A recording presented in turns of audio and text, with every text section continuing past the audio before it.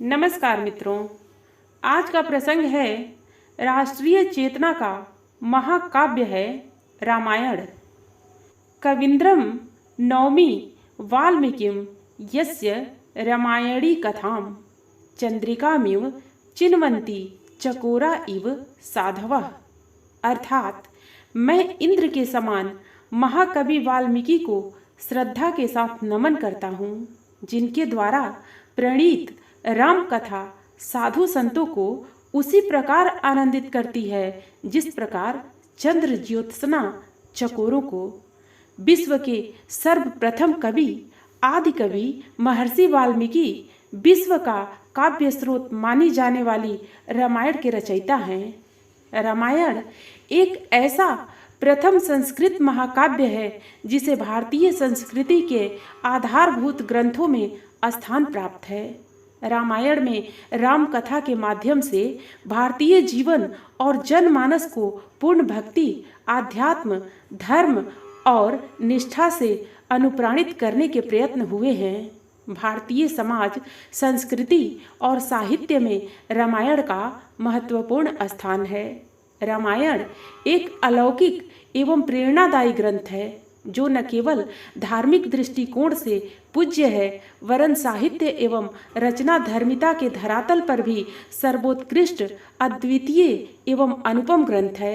रामायण हमारे जीवन की नियामक है, जीवन प्रबंधन की सर्वोत्कृष्ट कृति है। इसमें जीवन के सभी आयाम परिलक्षित होते हैं और महत्ता के साथ स्थान पाते हैं। रामायण एक कालजयी कृति है जिसकी रचना करके आदि कवि वाल्मीकि भी कालजयी हो गए हैं।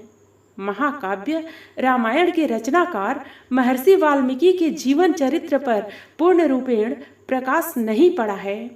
उनकी जीवन लीला अभी तक अनछुई एवं अछूती रही है।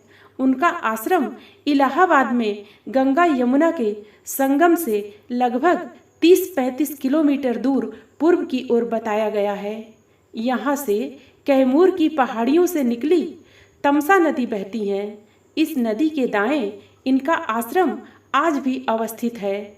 महर्षि की जन्म स्थली के विषय में इतिहास लगभग मौन है।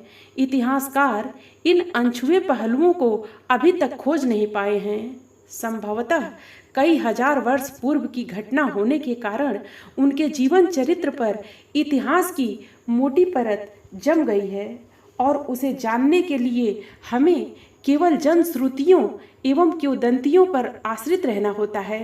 इनसे केवल इतना ही पता चलता है कि महर्षि वाल्मीकि प्रचेता वरुण के 10वें पुत्र थे और उनकी जन्मदात्री माता का नाम चाकिरणी था।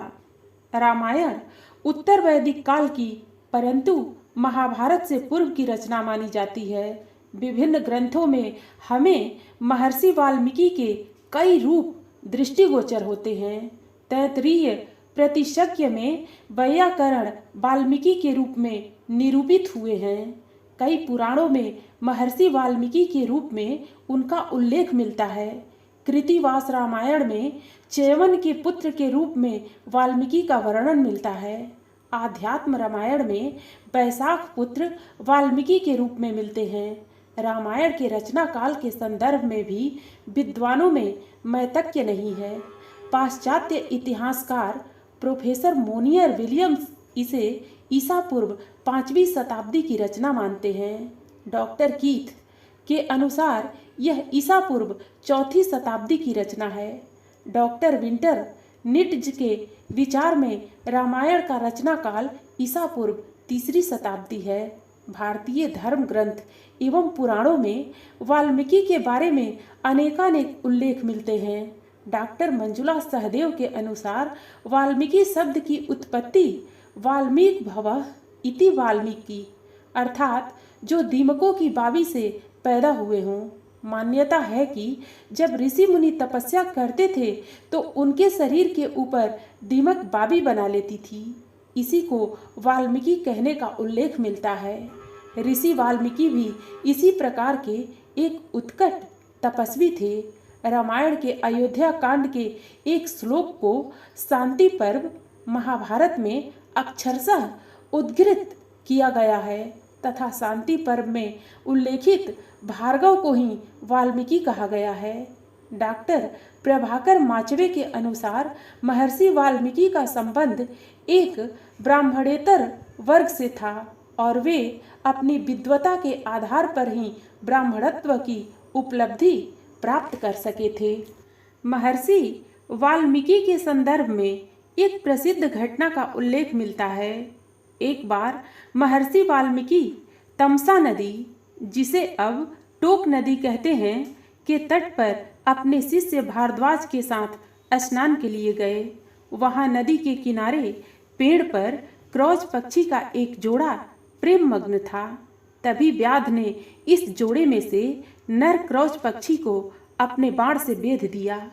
रोती हुई मादा क्रॉच भयानक विलाप करने लगी तो करुणा के महासागर महर्षि वाल्मीकि का हृदय इतना द्रवित हुआ कि उनके मुख से अचानक यह श्लोक फूट पड़ा। मां निषाद प्रतिष्ठाम त्वं गमः शाश्वती समाः यत् क्रौच मिथुनादेकम वधि काम मोहितम। अर्थात, हे निषाद, तुम चिर अस्थायी प्रतिष्ठा को प्राप्त नहीं हो सकोगे क्योंकि तुमने काम मोहित क्रौच का वध कर दिया है। यह श्लोक कहते समय उनके साथ उनका शिष्य पटु भी था। गुरु वाल्मीकि ने उनसे कहा कि यह जो मेरे शोकाकुल हृदय से निकल पड़ा है उस काव्य के 4 चरण हैं। हर चरण में बराबर संख्या में अक्षर हैं। इनमें से मानो तंत्री लय गूंज रही है। मुझे इस करुणा को काव्य रूप प्रदान करना पड़ेगा। पादबद्धौ अक्षर समः तंत्री लय समन्वितः शोकार्तस्य प्रवृत्तो में श्लोको भवतु नान्यथा। इस प्रकार उनकी करुणा से एक महाकाव्य का उदय हुआ जिसके कारण वे विश्व के सर्वप्रथम कवि के रूप में प्रतिष्ठित हुए। उनकी करुणा इतनी थी कि जब उन्हें ध्यान आया कि उनके इन वचनों से व्याध को संताप पहुंच सकता है तब भी वे करुणार्ध हो उठे। ऐसा भी कहते हैं कि महर्षि वाल्मीकि ने अपने मन का कलुष दूर करने के लिए एवं व्याध को दिए गए शाप से परिष्कार के रूप में रामायण की रचना की। रामायण एक ऐसी उत्कृष्ट एवं अनुपम रचना है जिसमें हमें मानवता की प्रतिष्ठा, दुष्टों का दमन, अनीति का प्रतिकार, नारी शोषण का विरोध, मातृत्व प्रेम, प्रकृति चिंतन, युद्ध कौशल की रणनीति, जीवन प्रबंधन एवं जीवन जीने की कला, अध्यात्म के गूढ़ रहस्य, धर्म के विभिन्न आयाम, राजनीति, समाज नीति के अनायास ही दर्शन होते हैं। इसमें रसों के सभी रूपों का रसास्वादन भी होता है।